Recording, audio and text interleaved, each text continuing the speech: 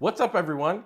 I want to welcome you back to the Real Talk with Elliott series. I'm having so much fun interacting with people. People are sending me text messages, people are sending me emails, people are sending me DMs. If you want me to make a video answering one of your questions, contact me, leave a comment on this video, send me a direct message, send me an email. You can even text me 972-426-2640, and I will make a video answering your questions. Today's video is to answer a question from a woman named Jennifer Kozlowski. And Jennifer asks, now this is not a really long elaborated question. Like sometimes in this series, we've had some really kind of lengthy, deep questions. But Jennifer asks a question that I think is really important. Jennifer, your question in the time we're in right now, I think is super important. So I was glad you asked it, and I'm very happy to make a video about this. And Jennifer's question is, do you have any self-care tips on staying positive and not letting the world's negativity get you down? Jennifer, yes, I do. First thing I want to say is a warning.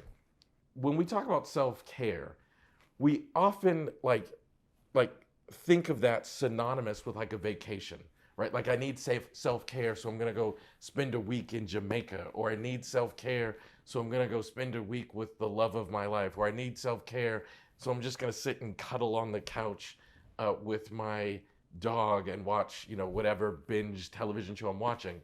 But self-care isn't about a respite. Self-care isn't about taking a trip. Self-care is about caring for oneself, right?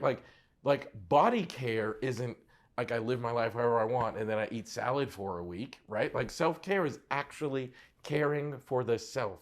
And there are two tips that I want to give you that I think make a huge difference in the way we conceptualize being positive when the world is being super negative. And the first thing I want to say is be really, really careful. Be really, really intentional about what you let into your brain and what you don't. Like, we have to be super careful when we watch the news. Even if you're trying not to, the things that you allow into your brain will affect you.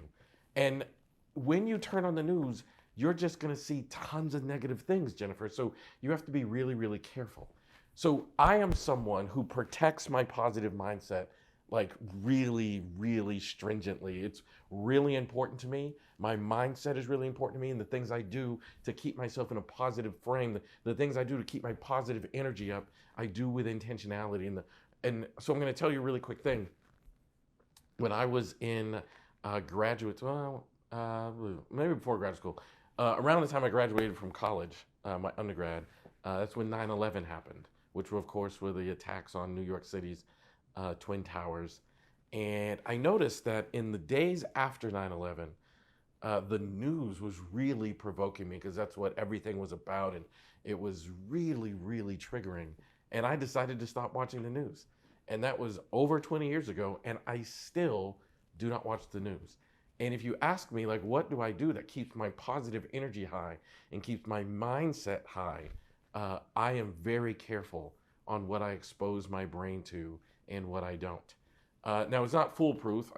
We now live in a 24-hour news cycle, and sometimes I'm on social media and I'll be scrolling and I'll be looking at like my friend's daughter's graduation from high school or college, or I'll be looking at my friend's son attending the prom, and then the next image is some sort of horrible news story that I'd prefer not to see. So it's not foolproof, but you have to be really, really careful on what you allow into your brain and what you don't.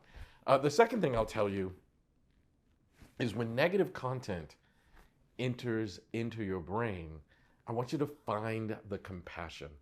Like when there's a negative story that enters into your brain, instead of it triggering fear and some of the negative emotions, I want you to start finding the compassion and let it trigger some of the positive emotions. Every single story, every negative story, if you look hard enough, you can find the heroes.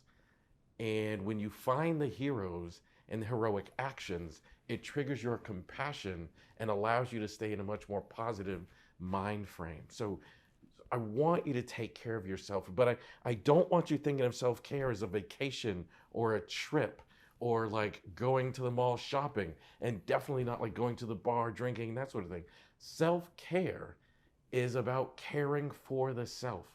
And there's nothing you can do to care for yourself more than be careful of what you allow into your brain, what you allow into your psyche, and when something does get in, how you manage it and how you handle it. So be really careful on what you allow into your brain, and be really deliberate about finding the hero and treating those things with compassion when they do come in. I think that is the lesson I want everybody to share. In my field of psychotherapy, it is often talked about self-care as a vacation or a holiday, but it's not. Self-care is an action, and it's a thing you do to care for yourself. And that's the message I want to leave you with. So Jennifer, thank you so much for that question. I hope that what I shared helped. Please, guys, I love it when you guys send me questions, and this series cannot exist without your questions. So leave a comment below and share your questions. Send me a DM or an email. The email will be on the screen, Elliott@ElliottConnie.com, or you can text me. I also have my video person put this on the screen as well. You can reach me at 972-426-2640, and I cannot wait to make a video for you.